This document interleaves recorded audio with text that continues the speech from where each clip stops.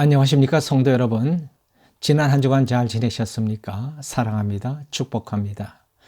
오늘 우리가 함께 은혜 받을 말씀은 히브리서 4장 1절로 3절 말씀 제가 봉독하겠습니다. 그러므로 우리는 두려워할지니 그의 안식에 들어갈 약속이 남아 있을지라도 너희 중에 혹 미치지 못할 자가 있을까 함이라. 저희와 같이 우리도 복음 전함을 받은 자이나 그러나 그 들은 바 말씀이 저희에게 유익되지 못한 것은 듣는 자가 믿음을 화합지 아니함이라. 이미 믿는 우리들은 저 안식에 들어가는도다. 그 말씀하신 바와 같으니 내가 노하여 맹세한 바와 같이 저희가 내 안식에 들어오지 못하리라 하셨다 하였으나 세상을 창조할 때부터 그 일이 이루었느니라. 아멘. 자, 오늘 말씀의 제목은 안식입니다. 안식이라는 말은 몸과 마음을 쉰다, 편히 쉰다 그런 뜻이죠. 사람에게 안식은 이 세상 어떤 것보다도 귀하고 가치가 있는 것입니다. 안식은 우리 삶의 필수적인 것이죠. 우리 사람에게 집이 있고 가정이 있다는 것은 무엇을 의미합니까? 안식할 수 있는 곳이 있다는 것을 말하는 것입니다. 예전에 하숙 생활을 해본 적이 있습니다. 그때 그 하숙 생활은 내 집과는 달랐습니다. 내 집에서 느낄 수 있는 평안하고 따뜻한 쉼이 없었습니다. 성경에 보면은 하나님께서 불쌍히 여겨야 할 세 종류의 사람을 말씀하셨습니다. 과부와 고아와 나그네입니다. 왜 나그네가 이 부류에 이 불쌍히 여기는 사람 속에 들어가는입니까? 나그네에게는 안식이 없기 때문입니다. 안식이 없는 인생, 그는 참으로 하나님도 불쌍히 여기는 그런 인생입니다.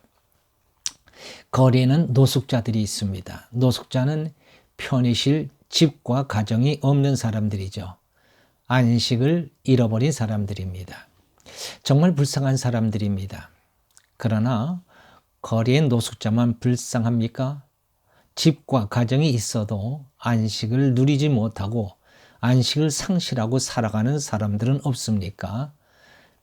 집과 가정은 있어도 안식을 누리지 못하고 살아가는 사람들이 의외로 많습니다. 걱정과 근심, 마음의 분주함, 그리고 생각의 복잡함 때문에 마음의 평안과 쉼을 누리지 못하고 살아가는 사람들이 얼마나 많은지 모릅니다. 잠을 자도 편하게 자지 못하고 쉬어도 편히 쉬지 못하고 먹어도 맛있게 먹지 못합니다. 마음의 안식을 누리는 사람과 안식이 없는 사람은 그 하는 일이 다릅니다. 마음의 안식이 있는 사람은 여유가 있습니다. 나와 다른 사람이라도 그를 인정하고 수용할 수 있는 넉넉함이 있습니다. 그래서 안식이 있는 사람 주변에는 언제나 사람들이 모입니다.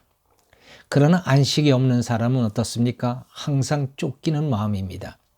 다른 사람을 수용할 수 있는 넉넉함이 없어서 늘 외롭습니다. 안식은 재물, 지위, 그리고 명예보다 더 귀하고 가치 있는 것입니다. 세상 것을 다 얻었다 할지라도 안식이 없으면 아무 소용이 없는 것입니다. 이 안식을 누가 가질 수 있습니까? 오늘 읽은 본문 3절에 보면은 이래 말씀합니다. 이미 믿는 우리들은 저 안식에 들어가는도다. 하나님과 그의 아들 예수 그리스도를 믿는 자들에게는 하나님께서 안식에 들어가게 하신다고 말씀하십니다. 믿는 자들은 하나님의 안식에 거합니다. 그리고 그 안식 속에서 내 영혼이 편히 쉼을 누리게 되는 것입니다. 여호와는 나의 목자시니 내게 부족함이 없으리로다. 그가 나를 푸른 초장에 누이시고 쉴 만한 물가로 인도하시는도다. 하나님께서는 우리를 안식 가운데로 인도하십니다. 과거에 제가 목회할 때 성도님들 중에 이런 얘기를 하는 분들이 있었습니다. 난 지금 많은 시련을 겪고 있습니다. 우겨쌈을 당하고 있습니다. 그런데도 이상한 것이 하나 있습니다. 왜 내 마음이 흔들리지 않고 이렇게 평안가요? 이래도 정상입니까? 예전에는 작은 일을 만나도 불안해서 견딜 수 없었는데요. 저는 그런 분들에게 이렇게 대답을 해줍니다. 그것은 하나님 안에서 정상인 것입니다. 하나님의 안식에 있다는 증거입니다. 그렇습니다. 하나님 안식에 있는 자들은 세상을 초월하여 그 안식을 누리게 됩니다. 이것이 바로 믿음의 증거요, 믿음으로 말미암아 주시는 하나님의 선물인 것입니다. 그러나 하나님을 믿는 사람들 중에도 안식을 누리는 사람이 있는가 하면 그 안식을 누리지 못하고 있는 사람들이 있습니다. 그럼 누가 안식에 들어갈 수 있을까요? 첫째로 이렇게 말씀합니다.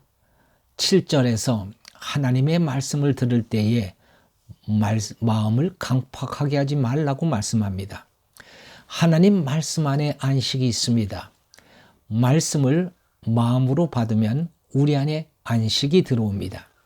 그런데 마음이 강팍해지면 마음이 말씀을 거절합니다. 강팍하다는 말은 성미가 깐깐하고 고집이 세다는 뜻입니다. 성미가 깐깐한 사람은 자기 틀이 강합니다. 자기 틀이 강한 사람은 말씀이 자기 생각에 맞지 않으면 말씀을 거부합니다. 말씀을 듣다가 기분이 상하고 화를 냅니다. 그리고 반감을 갖습니다. 더 심해지면 돌을 던집니다. 초대교회 안수집사 스데반이 유대인들에게 복음을 설교했습니다. 이 말을 들은 사람들이 그를 향하여 이를 갈더니 돌을 들어 스데반을 쳐 죽였습니다. 강팍한 마음이 하나님의 말씀에 돌을 던진 것이죠. 말씀을 듣다가 화가 날 수가 있습니다. 왜 말씀을 듣다가 마음이 상하고 화가 나게 됩니까? 하나님 말씀이 내 약점을 찌르기 때문입니다. 하나님의 말씀이 내 치부를 드러냅니다. 남편에게 복종하라는 말씀을 듣고 화가 난 성도가 있었습니다. 그분은 남편을 미워하고 있었습니다. 그래서 그 말씀을 들을 때 화가 난 거예요. 인정할 수 없는 거예요. 사람은 누구나 약점이 있습니다. 내 약점을 찌르는 말씀을 들으면 화가 나고 거부감이 오고 반감이 생깁니다. 그런데도 하나님의 말씀은 우리의 약점과 치부를 찾아 들춰내십니다. 히브리서 4장 12절 말씀에 하나님의 말씀을 살았고 운동력이 있어 좌우의 날선 어떤 검보다도 예리하여 혼과 영과 골수와 관절을 찔러 쪼개기까지 하며 그 마음의 생각과 뜻을 감찰하나니 지으신 것이 하나라도 그 앞에 나타나지 않음이 없고 오직 만물이 우리를 상관하시는 자의 눈앞에 벌거벗은 것 같이 드러나느니라. 그렇습니다. 하나님의 말씀이 우리가 숨기고 있는 모든 것들을 다 드러내신다는 거예요. 하나님의 말씀이 내 약점을 찾아내고 치부를 드러낼 때에 사람들은 그 말씀에 반발하게 됩니다. 강팍한 마음이 되어서는 하나님 말씀을 거부하게 됩니다. 그것을 이겨내야 합니다. 우리가 안식에 들어가기 위해서는 이 하나님의 말씀을 거부하는 그 마음을, 그 강팍한 마음을 이겨내야 합니다. 말씀 앞에 자신을 굴복시켜야 합니다. 그래야 안식을 가질 수가 있는 것입니다. 둘째로 안식에 들어가지 못하는 이유는 들은 말씀에 믿음을 화합하지 않기 때문이라고 말씀합니다. 2절 하반절에 보면은 그러나 그 들은 바 말씀이 저에게 유익되지 못한 것은 듣는 자가 믿음을 화합지 아니함이라 그랬어요. 말씀에 거부감이 오고 싫을 때에 믿음을 화합하라는 것입니다. 믿음이라는 것이 무엇입니까? 사랑의 하나님을 믿는 것입니다. 말씀을 사람의 말로 듣지 말고 사랑하는 하나님이 주시는 말씀으로 받으라는 것입니다. 하나님이 나를 사랑해서 이 말씀을 주셨다라고 생각하라는 것입니다. 그렇습니다. 하나님이 나를 사랑해서, 하늘 아버지가 나를 사랑해서 주시는 말씀입니다. 나 잘 되라고, 나 복 받으라고, 나 사람 되라고 하나님이 나를 사랑해서 말씀을 주십니다. 이렇게 생각하는 것이 믿음에 화합하는 것입니다. 믿음으로 말씀을 받는 것입니다. 아무리 말씀이 내 약점을 찔러도 하늘 아버지의 사랑을 생각하면 우리는 어떤 말씀도 다 받을 수 있고 그 말씀 앞에 굴복할 수 있습니다. 하나님의 사랑을 알면 어떤 말씀도 받을 수 있는 것입니다. 가끔 자녀들에 대해서 걱정하는 부모들이 있습니다. 자녀들이 부모의 눈에는 걱정이 돼서 얘기를 해주어도 자식들이 듣기는커녕 오히려 부모에게 반발하기 때문입니다. 그래서 아이들에게 해줄 얘기를 못한다는 것입니다.